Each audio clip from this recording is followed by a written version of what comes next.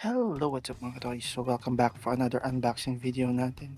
So this is the SH Figuarts Monkey D. Luffy from One Piece, the Raidon of Nagashima. So ito siya nung sa one arc. So first, this is the front window of the box. Yan yung itsura nating figure. We have here the Tamashii Nation seal quality. Of course, the Toei Animation seal, Tamashii Nation logo, and of course the Bandai logo. Ito yung side art of the box. Yung likod. Ayan. Iba-ibang action pose. And yung another side ng box niya. So, tara. Let's open it up.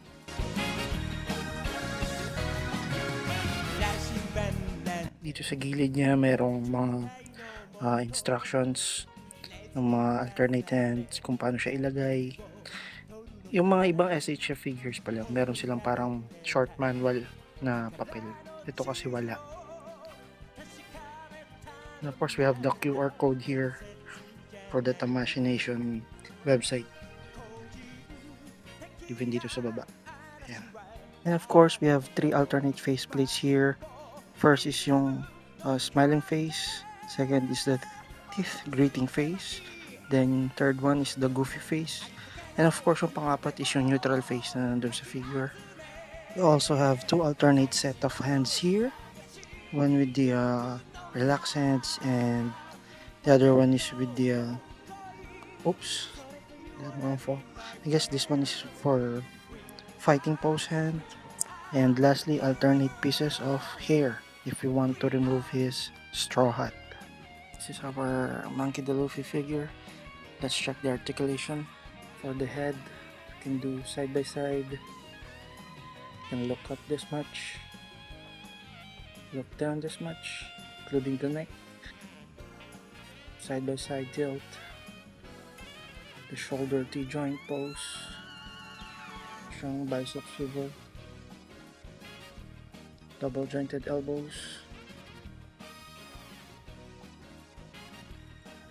Yung wrist peg, tsaka hinge. Up branch. You tilt side by side with the lower up branch and midsection up branch. Hanggang dito sa low. Nalaglag na yung plastic. Kusang yung tanggal niya. And actually, very good naman yung ano niya, yung articulation. Kaso ito, plastic to. Ayan, ito yung natatanggal. Kanyang belt.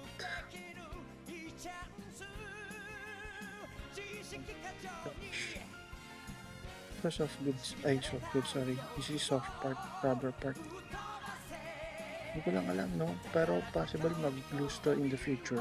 Yung pagkaka-engineered nitong model ng Luffy na to. It's somewhat very loose or a little bit loose. Kaya ang dali niya maano yun. Iba kasi medyo squeaky ng konti, mas tight ng konti.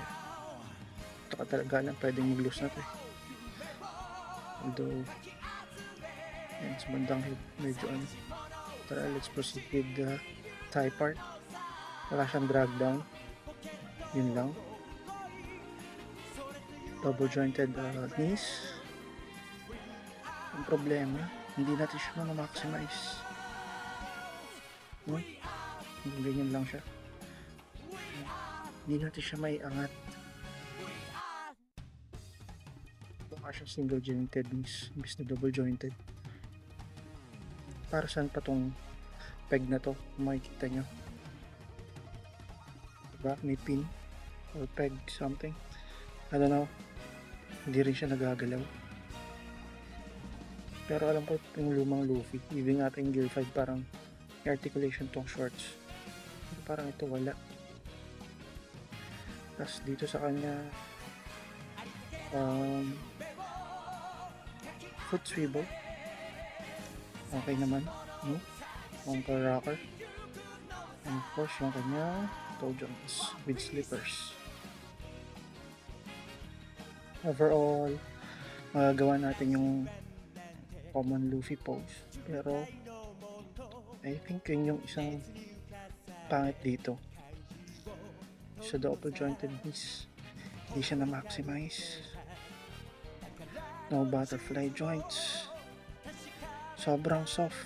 Actually, pwede masira agad to eh. Sa takot ako na i-stretch ng stretch. Ayan. So, parang ano siya, 2,000 eh. Yung quality, okay naman. Pero ang dami na kasing lumabas din na bootleg na ganito. So, yun lang. Let's proceed with a height comparison with other figures.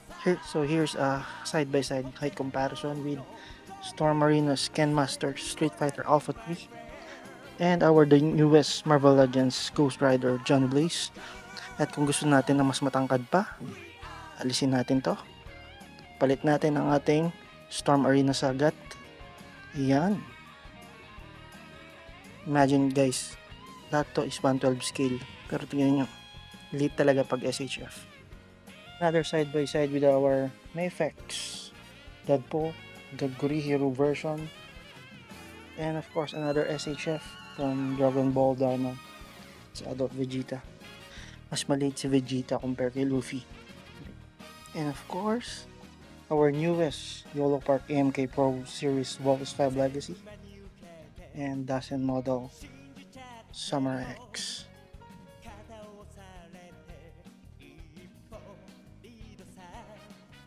So for my overall review sa ating SH Figuarts rigged on Nagashima Luffy, I guess bibigyan ko siya ng 7 out of 10 kasi hindi natin ma-maximize yung ibang parts ng articulation gaya ng knees sa shoulder. Actually yung shoulder parang ginaya nila yung Revoltex style ng shoulder joints, ganun na ganun yung tsura niya pag medyo binuka mo siya, tapos finilip mo. Ayan. And ayun lang. And thank you for watching guys para sa quick review natin ng SHF Luffy Raiden no Nagashima.